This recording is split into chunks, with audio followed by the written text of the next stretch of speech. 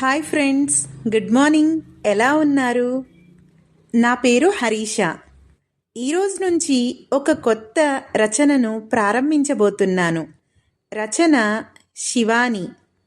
రచించిన వారు మీనా ముక్తేశ్వర్ గారు.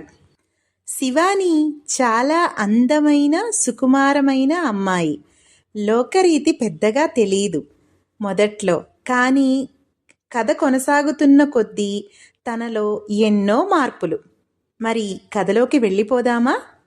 కార్తీక మాసం తెలతెలవారుతూ ఉంది. పక్కనే ఉన్న గుడిలోని మంత్రాలు, శివనామ స్మరణలు మంగళకరంగా వినిపిస్తూ ఉన్నాయి. శివాని కళ్ళు తెరిచి అలారం వంక చూసింది. ఉదయం 5 గంటలయ్యింది. తలుపు కొడుతూ, అత్తయ్య, పేరంటాళ్ళు వచ్చేశారు, లెగవే అని గోలగోలగా అరుస్తుంది. వస్తున్నా అంటూ అద్దం ముందు నిలబడింది శివాని. శివాని మంచి అందగత్తె. పసుపు పచ్చటి ఛాయ, సరిపడ ఎత్తు లావు, చారెడేసి కళ్ళు, కొటేసిన ముక్కు, ఎర్రటి చిన్ని నోరు, పొడవాటి నొక్కు చుట్టూ, చూపరులను చూపు తిప్పుకోనివ్వని అందం. మధ్యతరగతి కుటుంబం.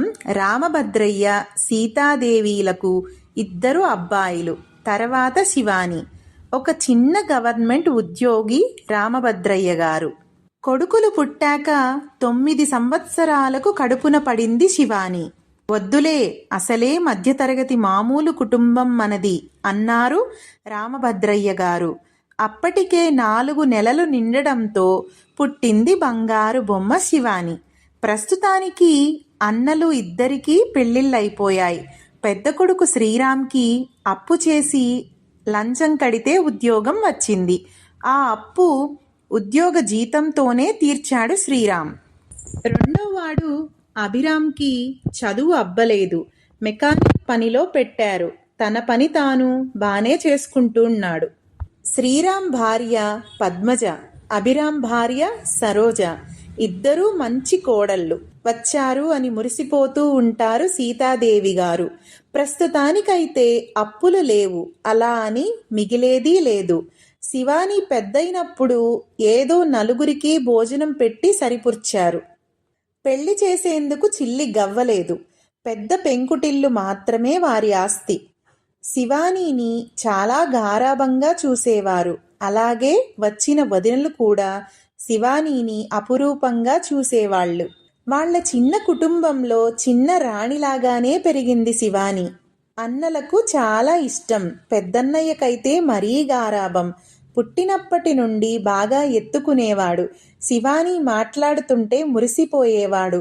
పెద్దన్నయ్య శివానీని చూసి ఆమెకు తగ్గ వరుడిని తేగలమా అని బాధపడేవారు రామభద్రయ్య కుటుంబంలోని వారంతా. పక్క ఇళ్లవాళ్ళు, బంధువులు దీనికి రాజకుమారుణ్ణి వెతికి తేవలసిందే అని తెగ మెచ్చుకునేవాళ్ళు. ఇలా ఉండగా ఆ పెళ్లి గడియ రానే వచ్చింది.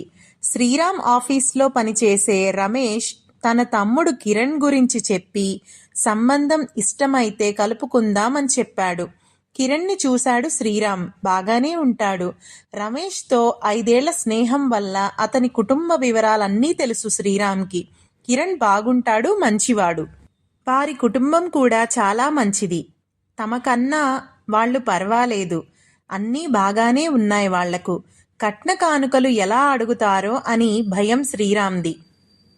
ఆ సంగతి టూకీగా చెప్పాడు కూడా శ్రీరామ్.